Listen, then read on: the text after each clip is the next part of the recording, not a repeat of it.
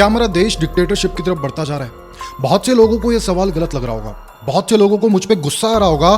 सरकार पर झूठे एलिगेशन लगाने पर मुझे मारने का मन कर रहा होगा आपका, राइट? पर किसी भी सच्चे देशभक्त के लिए जो सच में देश की फिक्र करता है, उसके लिए सवाल बहुत जरूरी है। बहुत से लोग मुझ पर बिलीव नहीं करेंगे, पर जो भी कुछ पिछले 2 महीनों में देश में हो रहा है, उसे देखकर एटलीस्ट अब तो अंधे देशभक्तों की आंखों से पट्टी हट जानी चाहिए। दिल्ली चीफ मिनिस्टर अरविंद केजरीवाल को बिना मनी ट्रेल और कन्विक्शन के अरेस्ट कर लिया गया। 3 में से 2 इलेक्शन कमिश्नर्स को पीएम मोदी की मर्जी से अपॉइंट किया गया। इलेक्टोरल बॉन्ड हिस्ट्री का सबसे बड़े घोटाले की खबरों को टीवी चैनल्स और न्यूज़पेपर से गायब कर दिया गया।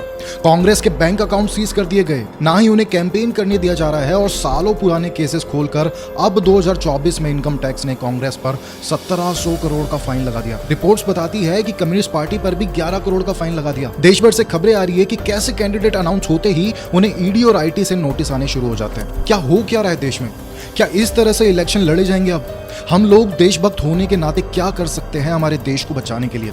आज इन्हीं सब सवालों के जवाब आपको मिलेंगे इस वीडियो में, तो वीडियो को ध्यान से पूरा जरूर देख लेना। शुरुआत करते हैं अरविंद केजरीवाल के अरेस्ट से। यह हिस्ट्री में पहली बार हुआ है कि किसी सिटिंग सीएम को अरेस्ट किया गया हो, और वो भी तब जब कोर्ट में कोई गुनाह साबित ना हुआ हो। इससे पहले दिल्ली के एजुकेशन मिनिस्टर मनीष सिसोदिया को अरेस्ट किया गया था। दिल्ली के हेल्थ मिनिस्टर सत्येंद्र जैन को अरेस्ट किया गया। आपके एमपी संजय सिंह को अरेस्ट किया गया, और अभी तक किसी को भी बेल नहीं दी गई है। सबसे हैरानी की बात तो यह है कि आज दिन तक इनका एक भी गुनाह कोर्ट में साबित नहीं हुआ है। ईडी का कहना है कि आपको 100 करोड़ की रिश्वत दी गई थी in exchange of undue benefits of Delhi excise policy. लेकिन पार्टी की पॉलिटिशियन अथीसी कहती है कि 2 साल से ईडी और सीबीआई इस केस को इन्वेस्टिगेट कर रही है। 500 से ज्यादा रेड कर चुकी है, 1000 से ज्यादा विटनेस ला चुकी है, लेकिन आज दिन तक सबूत इनके पास नहीं है जो ये प्रूव कर सके कि आपने कोई गुनाह किया है। सवाल ये उठता है कि जब कोई सबूत है ही नहीं, तो कोर्ट इन्हें बेल क्यों नहीं दे रहा? इसके पीछे रीजन है PMLA, prevention of money laundering act 2018। Specifically कहा जाए तो 2018 में इस कानून में अमेंडमेंट करी गई थी मोदी सरकार द्वारा।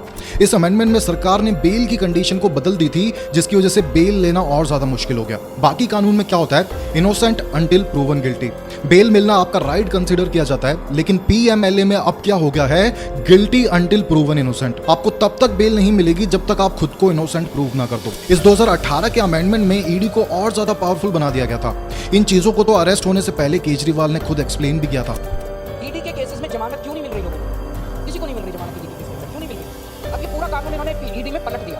अब इसमें हो गया you are guilty till proved innocent. इस कानून में इन्होंने लिख दिया, इस कानून में इन्होंने ये लिखा है कि आपके ऊपर आरोप लगेगा, आपके ऊपर एफआईआर होगी, झूठा सच्चा जो मर्जी आरोप लगा दे, आपको गिरफ्तार करते हैं, और आपको बेल तब तक नहीं मिलेगी जब तक आपका मुकदमा पूरा नहीं हो जाता और आप इनोसेंट प्रूव नहीं हो जाते। केजरीवाल के इस अरेस्ट के पीछे इलेक्टोरल बॉन्ड स्कैम का भी कनेक्शन है। कोर्ट में जो हियरिंग हुई उसके अनुसार अरविंद केजरीवाल को 4 लोगों के स्टेटमेंट के बेसिस पर ईडी ने अरेस्ट किया था। उनमें से एक इंसान है शरद चंद्र रेड्डी, जो कि औरोबिंदो फार्मा कंपनी के हेड है। 9 नवंबर 2022 की बात है। ईडी ने रेड्डी को बुलाया था लेकर स्कैम केस में क्वेश्चनिंग के लिए। उस दिन उनका स्टेटमेंट केजरीवाल के फेवर में था, लेकिन अगले दिन 10 नवंबर 2022 को ईडी ने इन्हें अरेस्ट कर लिया। इनके अरेस्ट के 5 दिन बाद इनकी कंपनी ने 5 करोड़ रुपए का डोनेशन बीजेपी को इलेक्टोरल बॉन्ड के थ्रू दिया। ये करीब 6 महीने तक जेल में रहे। केजरीवाल ने कोर्ट में कहा रेड्डी ने 9 अलग अलग स्टेटमेंट दिए पिछले 6 महीनों में।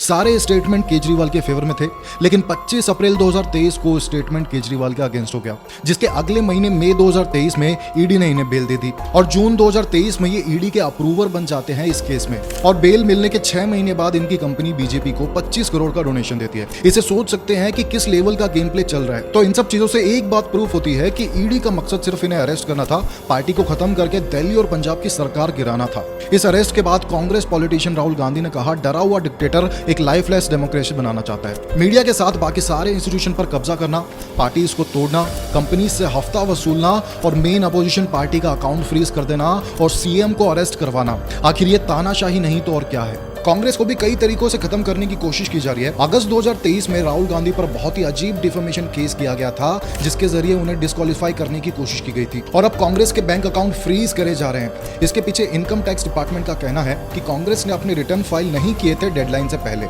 इसके अलावा 31 साल पुराना कांग्रेस का केस खोला जा रहा है। आईटी का कहना है कि 1993, 1994 में कुछ हुआ था, अब हम उसका पेनल चार्ज मांगते हैं। मतलब कुछ ना मिले तो कुछ भी चिपका दो। 29 मार्च को आईटी डिपार्टमेंट ने कांग्रेस पर 1700 करोड़ का फाइन लगा दिया था, और सेम ही दिन कम्युनिस्ट पार्टी पर भी 11 करोड़ का फाइन लगाया था, और रीजन दिया कि उन्होंने पुराने पैन कार्ड का इस्तेमाल किया था। हर एक अपोनेंट पार्टी को इसी तरह से टारगेट किया जा रहा है अभी के टाइम में। क्या इस तरह होंगे देश में फ्री और फेयर इलेक्शन? आज जो भी कुछ देश में हो रहा है उसकी खबर पूरी दुनिया भर को मिल रही है।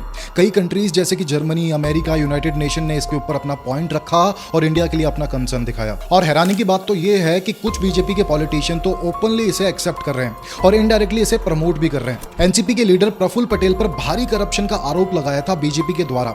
फिर जैसे ही उन्होंने अपनी पार्टी छोड़कर बीजेपी की पार्टी ज्वाइन की, सारे आरोप हट गए इनके ऊपर से। और ऐसे एक नहीं हजारों केसेस है।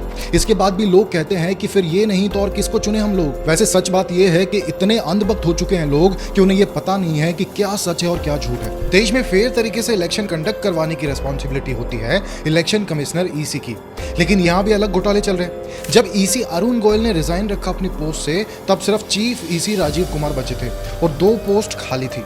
2 नए ईसी अपॉइंट होने थे। तब हमारी बीजेपी सरकार ने खुद की डोमिनेंस दिखाकर रूल में फेरबदल करके बिना प्रॉपर प्रोसीजर फॉलो किए ज्ञानेश कुमार और सुखबीर संधू, जो ऑलरेडी दोनों बीजेपी के साथ काम कर चुके थे, उन दोनों को पोस्ट पर अपॉइंट कर दिया।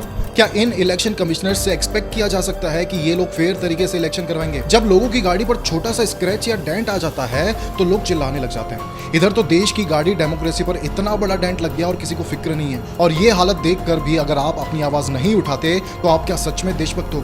जो आज हो रहा है देश में वो बहुत गलत और शेमफुल है। लेकिन आज बचाएगा कौन देश को?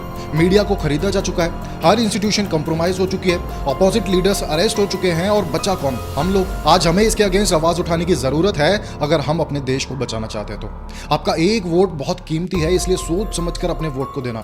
जिस पार्टी को आप जिताना चाहते हो उससे पहले चेक कर लेना कि उसने क्या क्या काम किए हैं। ऐसे ही किसी को भी आंख बंद कर वोट मत दे देना। अगर वीडियो आपको अच्छी लगी हो तो इसे मैक्सिमम लोगों तक शेयर कर देना। अगर अभी तक आपने चैनल को फॉलो नहीं किया है तो चैनल को फॉलो कर ले। चलिए मिलते हैं नेक्स्ट वीडियो में, तब तक के लिए ध्यान रखिए। धन्यवाद।